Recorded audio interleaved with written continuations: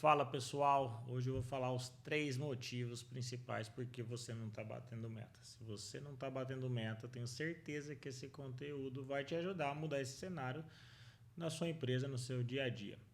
Primeiro motivo é bem simples, o vendedor faz o que ele quer. Segundo motivo, ele faz o que não precisa ser feito. Terceiro motivo, você não tem uma ferramenta ou um processo que consiga olhar os 2 motivos anteriores e com isso você não faz gestão, você não mede, você não mensura, você não consegue melhorar. Meu nome é Guilherme Pascoal, para quem não me conhece, estou aqui para falar de conteúdos de venda e marketing para vocês de uma forma simples, prática e o que funciona para mim nos meus mais de 15 anos de experiência, tá bom? E sempre com foco no mercado tradicional, seja produto ou serviço.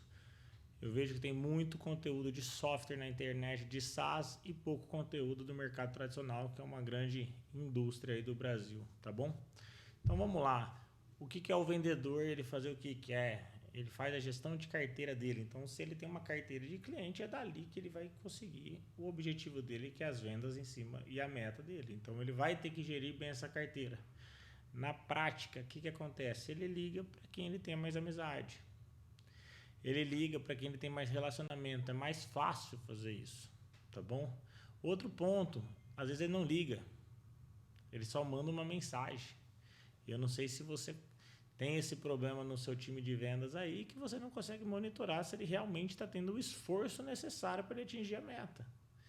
Então, quantas ligações ele fez, qual foi o volume dessa ligação, qual foi a qualidade dessa ligação, para quem foi essa ligação. Ele está cobrindo realmente a carteira dele? A gestão da carteira dele, ele tem a capacidade de tempo suficiente para cuidar do volume de clientes que ele tem? Ou muitas vezes o cliente que está comprando da empresa e não o vendedor que está vendendo? Quando eu falo isso, não tem algo ruim nisso, tá? Só que eu acho que tem que monitorar, porque são fases e fases de cliente. Então, se eu tenho uma carteira que o cara nos procura, qual que é o volume que eu consigo atender desses clientes? Se eu tenho uma carteira que eu tenho que fazer prospecção, qual que é o volume que eu tenho que fazer? Então é natural você começar um cenário de empresa, de gestão de carteira, etc. Sendo muito ativo, a partir do momento que esses clientes começam a reconhecer que você é uma boa opção do produto ou do serviço que você vende, ele vai te procurar e aí você vende. Bacana. Não pode parar de ser ativo, aí você vai aumentando o seu funil. Então, quanto mais gente te procura, esses caras aqui, teoricamente, você já gastou muito esforço para ser reconhecido como uma opção para ele, ele vai te procurar e você tem que fazer o fechamento do negócio e manter um relacionamento com uma frequência talvez mais espaçada, ou pode ser mais intervalado entre mensagens e ligação, enfim. Agora, se esse cara aqui ainda não te procura, aí você realmente tem que ser mais ativo até ele reconhecer você como uma opção. Então você precisa controlar isso. Você precisa saber como que está essa carteira do vendedor, tá bom? E o outro ponto é o vendedor faz o que não precisa fazer. Gente, se seu vendedor ele é comissionado, no mercado B2B, que é onde eu tenho mais experiência, o que manda é relacionamento. O relacionamento ele não vai acabar nunca. Então, se seus processos internos da empresa, aí eu estou falando você como gestor, você como proprietário, realmente blinda o vendedor para ele fazer o que ele precisa fazer, que pode mudar o ponteiro e ele ficar mais próximo da venda, que é se relacionar, você está no caminho certo. Agora, se você tem um processo interno onde o vendedor faz o que não precisa fazer, aí é problema. E aí eu não falo nem só de suporte, por exemplo, saque, ou teve um problema de mercadoria, o cliente ficou insatisfeito com alguma coisa, o vendedor tem que atender isso. Eu não considero o ideal, mas é ok. Agora, muitas vezes eu já vivenciei muito o gestor cobrando que o vendedor preencha CRM em formato de texto, que ninguém lê. Ele perde tempo, faz mal feito porque ele sabe que ninguém lê, cumpre tabela e não está se relacionando nesse tempo que ele poderia estar se relacionando com o cliente. Então, analisa o processo e a vida do vendedor e começa a entender se ele no mínimo tem 80% de tempo disponível para se relacionar. Tá bom? Se você se aprofundar nessa métrica, você vai se surpreender. E normalmente os processos de hoje induzem ao contrário. É natural você ver que o vendedor fica 60% do tempo, mais da metade, fazendo outras atividades a não ser se relacionar. Então eu já vivenciei também, tá? Já tive vendedores que ficavam com um orçamento 3 dias para implantar no sistema. Onde o cara era comissionado, teoricamente, o valor que ele agregava para a empresa é se relacionar com o cliente, criar esse vínculo, fazer esse elo entre CNPJs, entre vendedor e comprador, e a gente deixava ele 3 dias fazendo um orçamento. E de itens que a gente sabia que tinha pouca probabilidade de venda. Então, decisões de processos internos afetam a produtividade do vendedor. Tá bom? E o ponto que eu quero falar por final é o seguinte: não adianta você sozinho. É muito difícil, a não ser que você seja muito organizado. Como que você controla tudo isso? Como que você controla tudo isso? Isso é uma dor que eu tive, que eu tenho.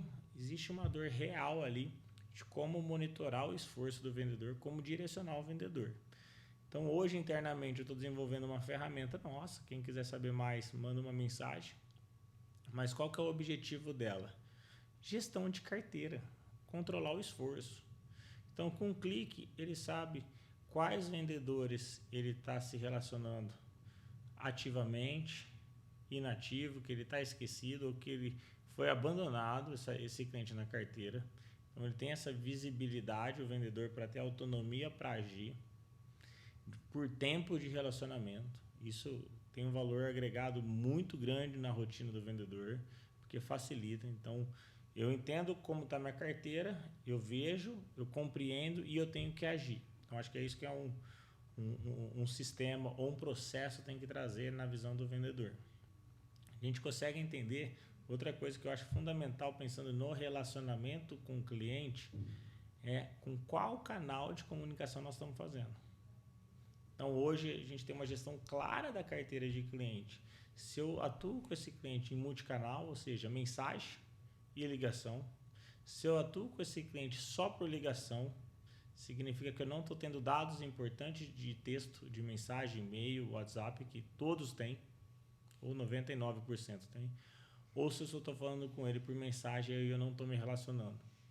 Eu volto a repetir isso, para mim é uma verdade muito real. Hoje, mensagem, WhatsApp, você faz negócios, mas você não cria relacionamento. Não estou falando que o WhatsApp é ruim, só que o WhatsApp é uma ferramenta de fechamento. Ninguém tem tempo, o vendedor brasileiro gosta do WhatsApp e vamos trabalhar com ela. Só que se relacionar é ligação, no mínimo, tá bom? E o outro ponto ali, eu tenho certeza que você tem muitos clientes dentro da sua carteira que você não tem os dados reais do comprador. Então, como que o vendedor vai gerir? Está no WhatsApp dele? É uma blindagem? Por quê? Se o cliente é da empresa e vocês estão no mesmo barco, não faz sentido algumas coisas. Aí vem um pouco de cultura também, junto com processo e tecnologia. Então, o vendedor ele vai sair de férias, quem vai cuidar dessa carteira dele?